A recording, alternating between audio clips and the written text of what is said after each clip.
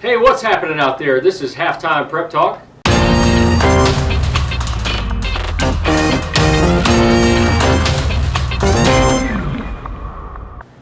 I'm Aaron Snyder, the sports editor of The Independent. I'm joined by sports writer Zach Clemming. Halftime Prep Talk is sponsored by Fannin Automotive Family. You're watching HTPT on dailyindependent.com, YouTube, or The Independent's Facebook page, and we're here every Thursday at noon. Special guests today are Lawrence County head football coach Joe Cecil and Bulldogs senior wide receiver Noah Lambert. Zach, you were off a few days last week. I heard you visited some family and you went back to your Louisiana roots and cooked up some gumbo. That's right. Is it like a tradition for you guys every fall? Yeah, we don't eat a whole lot of gumbo during the summer because it's hot and it's a soup, so we don't do that. But it works out good. Do you care to share the recipe for us? Parts of that are state secrets, so better not get into that. At least tell us what meats go into the gumbo. Well, ours was chicken and sausage, but you can put really whatever you want in there. It's a stew, and that's kind of the roots of gumbo is you put whatever in there that you have.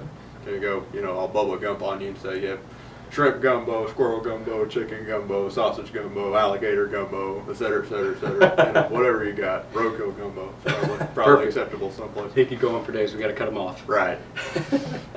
Gumbo sounds like a pretty good tailgate food. Maybe down in Louisiana before LSU games, they probably consume some gumbo down there in those parts, don't they? They do. And swamps. There you go. Boudin and couscous and all kinds of other words that we don't say up here. Speak English. Back to English.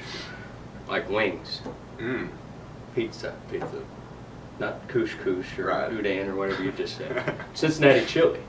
Okay. That's some good stuff. You can drink that stuff right out the can. You could. Yeah. I wouldn't recommend it. Well, no. No, you got to have a strong stomach for that. With that, let's bring up Zanzi's Pizza. You don't have to have a strong stomach for that. It goes down easy. It goes down easy. But Zanzi's is our ticker sponsor. So as you see across the bottom of your screen, the scores and stats are scrolling across. That's the Zanzi's ticker. We're going to introduce that this week. All right, let's recap the top games of Week 7.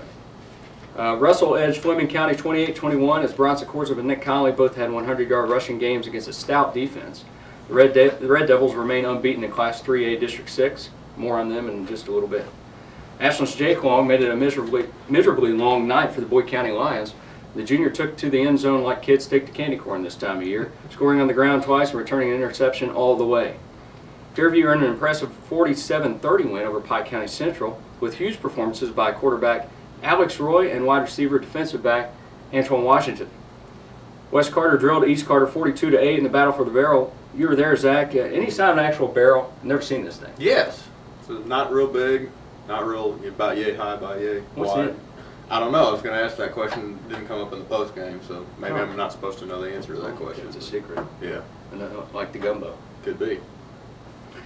Well, we'll get to a couple other games as we hand out our game balls. Zach, you ready for this? I think so. All right. Prop bucket.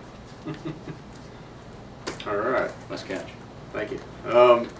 Damian Belcher at Paintsville had a very solid game. He dealt with cramps a little bit toward about the middle of the second half, but got to see them and made a fantastic leaping one-handed catch of a screen pass and took it to the house and ran for a touchdown there in the second half, or the second quarter rather. And Paintsville really an impressive victory over Lexington Christian. Good to see them, really a big game for them emotionally and did well there. Well, you couldn't pick a better time to win a game like that going into district play. A lot of momentum going into that. Yeah, very physical, and Belcher's a physical guy, so that worked out for them. All right. My game ball is going to Ray Graham of Rowan County. Veteran coach took on perhaps the most trying task of his coaching career. He's had a great career, and coming back to Moorhead, though, where he and the Vikings enjoyed some nice success there in the early 80s. I think that Ray Graham summed it up the best the other night. He said, and this was a nice win over Greenup County for the district, he said that Greenup County has a lot of significance to me. It was my first game as a high school coach years ago. He's going down memory lane there. Then in 1994, my son's senior year, my 100th win was at this field. Now my first win at Rowan County after going 0-6 is here. There's something special about coming to Greenup County. So congratulations to Coach Graham. I know they had a tough start to the season, 0-6, but he is a good coach. He's also been at Harrison County and Lexington Christian, served stints at both of those places, and I think he deserves this game ball this week. Let's go to our top 3 games of the week. Number 3, Boyd County at Rowan County.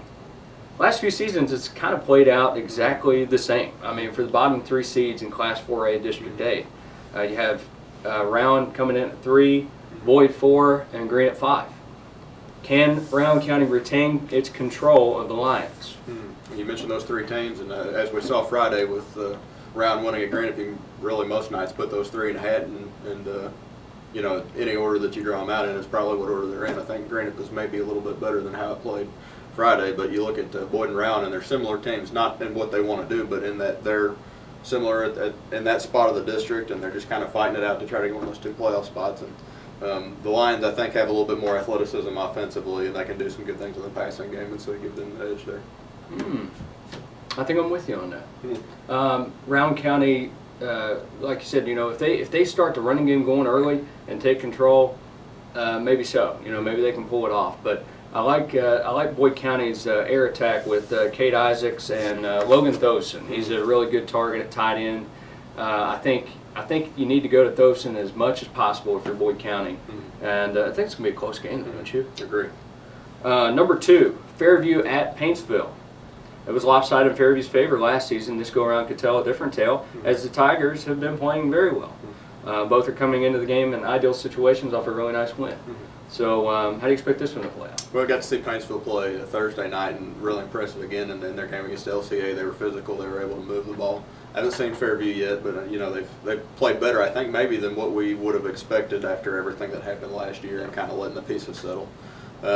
I think I like Paintsville at home. You might call that a minor upset, but you know, the way they've been moving the ball has been pretty impressive. They have a lopsided loss to Pikeville, but they're going to do that to a lot of people this year. Yeah, Pikeville is possibly, you know, I'm not going to say they're a state title contender just yet because you always have Mayfield in the way, but Pikeville could go all the way to the state championship game. They'll have a very good shot. I know Racel and Fairview and Paintsville are mad at me for saying that, but Pikeville's really good. I like Fairview in this game. I said a few weeks ago after I saw Fairview and Lawrence County play that I was very impressed with the Eagles. And going into the season, I had predicted Paintsville to finish ahead of Fairview, but I changed my mind then. I'm going to stick with that. I think Fairview wins. Paintsville was impressive last week, so that will make it a close game, I believe. But Fairview will pull this one out with Alex Roy, Antoine Washington, Blake Smith, and the rest of those weapons in the air raid they have going on in Westwood. I think they'll take it down to Paintsville and win the game. Number 1, Mason County at Russell, and this is a battle that will likely decide Class 3A District 6. Usually does, and Mason County's had a lot of success in that game the last several years, and they've won 5 of the last 6 district championships, and that's because they've won 5 of the last 6 Russell games. But TJ Maynard made a point in coming to Russell that they haven't won a district since '07. That's not, you don't want to say unacceptable, but that's not Russell. That's not what they are. And, they have a habit of playing really well in big games this year. They seem to kind of turn it on and off a little bit, but they played really well in big games, and they know this is a game they have to win the district, and that's one of their goals. So I'm going to give the Red Devils a slight edge at their house. At Fleming County last week, they have 2 100-yard rushers, as I mentioned before, against a pretty stout defense with the Panthers. Bronson Corsup and Nick Conley are tough to stop, and being at home, I think they're going to be really amped up for this game. Mason County does have its quarterback back in Jake O'Mara, but Lewis County really gave them a tough game last week. It ended up being 19-14 for Mason, so give them credit for pulling out a nice win, but it was a hard-fought one, and Lewis County, I didn't expect them to give them that much of a battle. Russell, I think, runs on Mason County, and that should be the difference. Yeah. Their offensive line, Russell's offensive line's played really well. Yeah, and that Mason has O'Mara back, but they have some other injury issues that are going to hurt them. So exactly. We'll see. All right, we're going to turn it over to our interview portion of the show. We're going to bring in Joe Cecil of Lawrence County. Halftime Prep Talk is sponsored by Fannin Automotive Family. All right, we're bringing in guest Joe Cecil from Lawrence County, the head football coach since 2011, right? That's right. All right, Coach Cecil, it's good to have you. Talk about your background a little bit. Former coaching stops include being a head coach at East Carter. Where else have you been? When were you at East Carter? I was assistant there, started in '93 for a couple of years, and then took over in '95. And I was from there from '95 through '98, 4 years head coach. decent success. We were 3 out of 4 years in the playoffs, and back in that day it was 8 teams, and you had to be in the top 4. So it was a challenge to make it, and we had tough district. In fact, Lawrence was in there a couple years. It was Russell was in there, Newport, Erlanger Lloyd. I mean, it was a tough challenge. Mason County. I mean, good programs, good teams, and we were able to be successful. After that, I went and was an assistant for a couple of years at Russell under Coach McGlone, and it's even those 2 years, it's unbelievable the amount of knowledge that I learned and picked up just from watching him and listening to him and being around him. And it was a great staff. Gary Morris, still a good friend of mine, Mike Jones, Tracy Edwards, Grady Walters, great people, and it was a lot of fun to be around those guys. And if you had to pick one thing from Coach McGlone that you picked up, what would you say it was? He had an innate ability to understand the talent that he was around, and I instead of making everything fit, and everybody thought that he always ran the same stuff, and he didn't. He would tweak it just enough to fit his talent. It was really masterful in how he did it. Knew his kids and knew how to get them to play. It was really profound. And then after that, went with Coach McPeak. Of course, we worked together at East Carter, Sure. but went with him to Lawrence, and I've been at Lawrence ever since. Been through a few head coaches, and now I'm doing it. Yeah, and you had some quality teams there, even as an assistant and as a head coach, especially as a head coach that's taken over in 2011. Most recent two have started 6-1 last year and this year's team. What are some of the key reasons for such a solid start this first half of the season? One of the things that I've tried to do, and I mentioned we went through several head coaches. All of them, I think, good head coaches. Billy Goldsmith, all-time win leader there. Worked with Luke Sammons, who's now doing a great job at Calumet. One of the things that I noticed, though, that from McPeak through Goldsmith and through even Coach Sammons is there wasn't any consistency. And I feel like one of the things that I've tried to do is bring some consistency to our program. We call it the same way. We run it the same way. We don't, obviously we've switched from some of our wing T principles to options, but how we call it and what we do and what we say is not changed. And I think that's been successful. Yeah, and I know the assistant coaches, a lot of those have been the same as well over the past few years. And that's the other thing. We've got 5 guys. Me and 4 other guys have been together for 4 years. Alan Short, John Cottle, Mike Woods, and William Prince. And that goes back to, I think, consistency helps with success. When the kids know what they're going to get, and they know what they're what the expectations are from the coaches every season, if that's the case. Know us, we know them. With the terminology not changing. Now, do we tweak things and add things? Yes, but it's pretty consistent. Now, I know, when you arrive in Lawrence County, one of the first people that you will see is Dougie Van Hoos. And he's all over the place, isn't he? He's they call him everywhere. Bulldog. Yeah, Mr. Bulldog. Mr. Bulldog, give me 5 words to describe Bulldog. My gosh, I don't think you could do it in 5 words, but he's Lawrence County. That's not 5, but he's Lawrence County. That's even better. It's 3. Yeah, he's if you're on a bus leaving, he's probably going to be on there going with you. And I mean, he's going to waving his towel, and he's been around. He'll tell you he's been around longer than me, and he'll be around longer after me. So, awesome guy. Been a part, done a lot of different things, and we're just really happy that we can continue to be a part of that tradition, because he is a tradition unto himself. Well, I was there a couple weeks ago for homecoming and the wrestling game, and he was one of the first guys I saw when I walked in. He had the big spikes on. I love when he has those on. That's great. Yeah, bro. Only brings them out for special occasions. So you knew you're in an important game when you see Bulldog with his spikes on. That is true. That is true. Now I know the team is, like I said, it started 6-1, a really good start for you guys, but had to deal with some precarious situations so far. First, going back to the Breathitt County game, a couple of skirmishes broke out on the field, some ejections on both sides came as a result.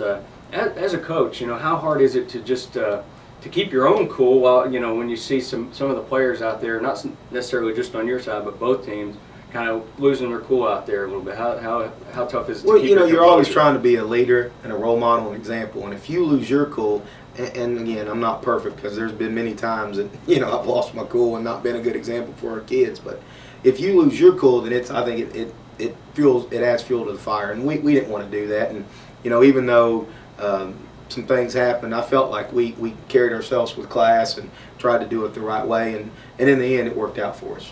I know when it has to be tough for some of the teammates when one of theirs is removed from a game. As a coach, how do you kind of gather the troops up and say, let's stay together here and try to get past that situation if somebody is ejected. Well, it's kind of what we believe in. I mean, as much as we teach and coach and preach the game, there's all kind of life lessons, and that's one of the life lessons that we talked about. And then I even told our guys, look, at that time I wasn't in charge, and I had to do what I was told to do, and that's a lesson for them, that sometimes even when you don't feel like it's fair, you got to man up and do the right thing. And so that's what we try to do, and that was just, and when you have somebody ejected, we're looking for the next man up. Somebody's got to step up, somebody's got to make plays, and lucky enough, like we talked about earlier, my staff did a great job finishing that game off the right way, and we were able to pull the win out. Yeah, you won by 3 touchdowns, and that was a really nice win on the road in a tough environment. And another thing that happened, against Raceland, Timmy Dalton was unfortunately ejected from that game, but fortunately for you guys, the suspension for the rest of the season and that ejection was rescinded. All that was rescinded after further review. So having Timmy Dalton back, I know that's a key weapon for you guys and important to your season. It is. He's a big part of what we try and do, and anytime he touches it, you got to think he's got a chance to score. So, and we know that, and other teams that play us know that. So, and also, I don't think he gets enough credit for how well he plays on the defensive side of the ball. And anytime we're in a 100% passing situation, he's going to be in there, and he breaks on the ball well, and he's just a great athlete. So I was happy for him, because I think that, and I hope it's not true, but I'm afraid that he's getting a bad target, a bad reputation, and it's not true. He's one of the nicest kids I coach. He's just been involved in a couple situations that are out of his control. I'm really happy that the KHSA was able to see it the right way and reinstate him. That was a real positive thing. Yeah, really good. Now you guys are in the district portion of your schedule. Played Sheldon Clark, beat them 28-14 last week. Kind of a sluggish start for both teams, wasn't it? Halftime was nothing. Now, you got to give them a lot of credit. They really came to play. It was, anytime you start, we talked about it to our own kids. You're 0-0. Right. I mean, that's what we were. We were 0-0. They had actually lost the game to Belfry, but still, I mean, it's district. It's at their place. It's a rival. I mean, we knew it was going to be a battle, and we were able to find our rhythm in the fourth quarter and start rolling a little bit. How impressed were you with your team? Considering the 4 rough quarters against Raceland and the 2 rough quarters to start that game. How impressed were you with your team to find that rhythm and pull out a nice win? Well, as much as it was that, the biggest thing that I was most impressed with is, and I'm not making excuses, but I mean, we had just went through a homecoming week, which is difficult in Lawrence County, and then we went through fall break. And fall break is tough for a kid who plays football. It's a sacrifice, and it's something that you have to be willing to give up some of the things that other people's are afforded. And so, I mean, it was 2 tough weeks for us back to back, and for us to come together and finish that thing in the fourth quarter I was really proud of them. Pike County Central coming up. Of course, they have a few weapons on the offensive side, including their quarterback, Mike Justice. He's put up some really nice numbers. I know you guys have faith in your quarterback as well, though. Grant Kaiser's had a nice season. Taking over for A.J. Cyrus is no easy task. And, I know you guys got a good stable of running backs there to kind of help him too, but still putting up a lot of points as offenses. So, seeing the leadership that Grant Kaiser has kind of conveyed there, and also the running backs too. It's all come together, and the offensive line, the whole package has been pretty good, hasn't it? Offensively, really proud where we're at, and that's where we start. We're going to try and get as good as we can on that side of the ball, and then I believe in playing as many kids as we can play, and so if you're not starting on offense, we're going to try and find a way to let you start on defense and just make us better. And in the end, I think that having some depth really works for us, particularly early in the year when it's so hot. And I mean, having 20 to 25 guys that play. And I'll be honest with you, I think that on defense we've got about 15 starters. And I mean, maybe even 18, because we'll rotate guys, we'll put them in, we'll try and coach them, get them moving. But offensively is where it starts. And Coach Short's done a great job. Coach Cottle, they've been dead on, and they know it, they understand it, they know what works, and just really Coach Woods has done a great job just continuing on with what we started a couple years ago, and I feel like our system is in place and it works pretty well. It seems like forever now that Lawrence County has always put up a lot of points, you know, with Chuck Williams and then with Luke Salmons and now you. It seems like Lawrence County is always putting a lot of points up on the board. Do you feel like you're more of an offensive guy or defensive guy? Well, I'm more of a defensive guy. I mean, I call our defense, which sometimes is not fun, but I also know that in today's day and age, people like to see points, and it's part of it that puts fans in the stands and gets you excited, and so that's why we're always going to start on that side of the ball and be good.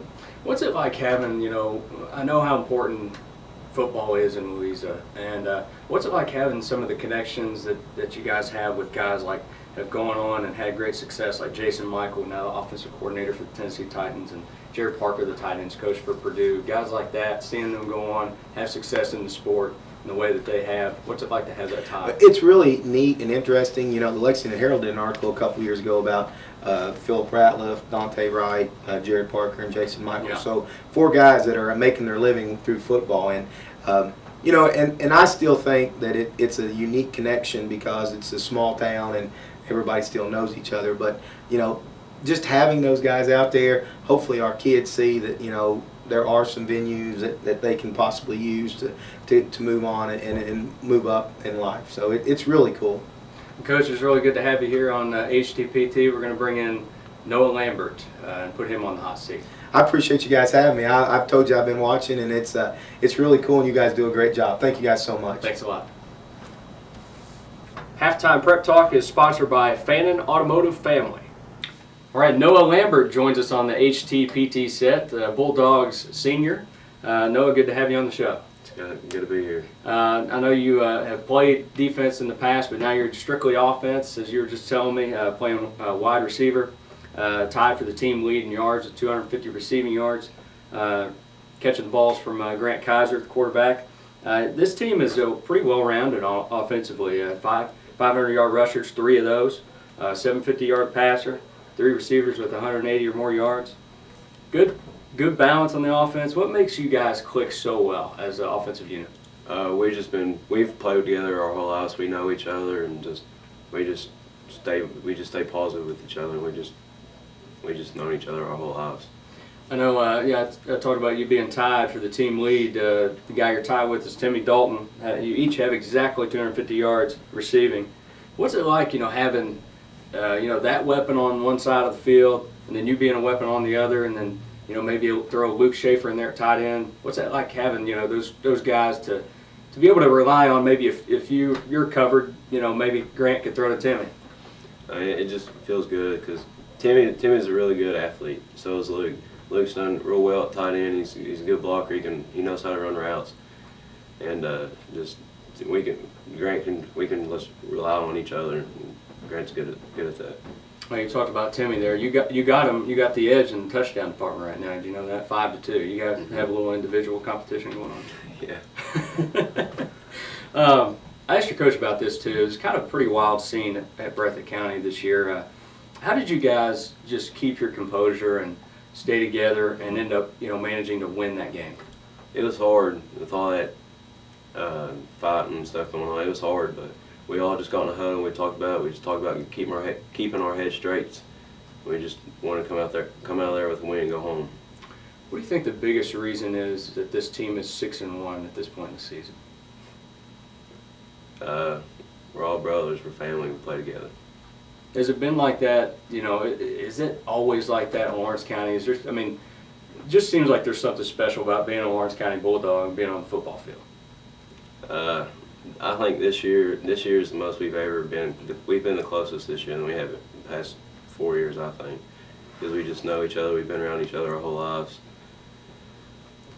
Senior group. I know you guys have kind of, you know, you talk about the closeness of the team. I know the senior group is pretty tight as a unit. One of those seniors is Warren Price. I know he's battled cancer. Recently got good news in that department. Has he kind of served as an inspiration for you guys? Yes, he has. It's been hard with that one this year, but I mean, me and Morgan O'Brien, we've played with him our whole lives. We're all 3 good friends, and just him battling cancer, it was hard. And then him fighting it and getting rid of it, that was awesome. But we still miss him up there on the field. Seems like he's really stayed positive throughout the whole process, which is really nice to see. Another guy that is pretty positive and passionate and uplifting is Dougie Van Hoos. Mr. Bulldog, what do you think of Bulldog? Oh Lord, he is Lawrence County, like Coach said. He makes Lawrence County what Lawrence County football is. He gives us all energy. He makes us all excited. We just love having him around. All right, we're going to the triple option portion of the interview here, where I'm going to ask Noah what 3 of his favorites are in certain categories. First of all, favorite music artist. Could be a group. Sure. Florida Georgia Line. There you go. Favorite sports team. Cincinnati Reds. There you go. I like that too. Good answer so far. Favorite part about a Friday night. There's a lot of those. Just the fans. I like the fans. They give us energy and they just get us pumped up for the games. What's it like coming out of the doghouse? It's the best feeling in the world. So Cincinnati Reds, what are they going to do in the off season? What do they need to do? Hopefully get better. Good answer. All right, Noah. Noah Lambert, great to have you on the show. Good luck the rest of the season. I know you guys got some big district games coming up. Pike Central this Friday, so good luck in that one. Good luck the rest of the year. Thank you. Thanks. Halftime Prep Talk is sponsored by Fannin Automotive Family. All right, it's time for HCPT's 2 for the Road. Zach Clemmy, I'll turn it over to you first. All right, well, we look at the American League Championship Series. Starts tomorrow, Friday, and 2 teams in there that haven't been in there in a while. The Kansas City Royals, which, as you mentioned a couple weeks ago, haven't been in there since before either one of us was on this mortal coil. And then the Baltimore Orioles, I think the last time they went was in '97. So it's pretty cool. You know, they were Baltimore was playing the Detroit Tigers, who was trying for its 4th straight ALCS appearance. So it's just nice to see some different teams in there. You know, no Yankees, no Red Sox, and it's just nice to see it shaking up a little bit. And whichever one of those has a pretty good pitching staff, so it could make things interesting in the World Series. Absolutely, very intriguing series there. And one of my favorite players, Nick Markakis, plays for the Orioles. Yeah. I just like saying his name. It's Greek. It's very interesting. Yeah. I actually use him a lot in the Beat the Streak. Have you ever played that game? MLB.com, Beat the Streak. Nick Markakis is one of my favorite players to use. He hit a little bit. All right, my 1 for the road is Kentucky football. Bring out the helmet here. Too bad I didn't have a chrome helmet they wore the other night against South Carolina. But what a nice win, you know, 45-38. It's refreshing to see Kentucky football back where it was maybe in the mid-2000s, and it might even be better. You know, there's a lot of promise there with Mark Stoops, who I think outcoached the old ball coach on Saturday. Steve Spurrier goes away from the run game and regrets it. Mark Stoops stays with the Wildcat formation, and it pays off.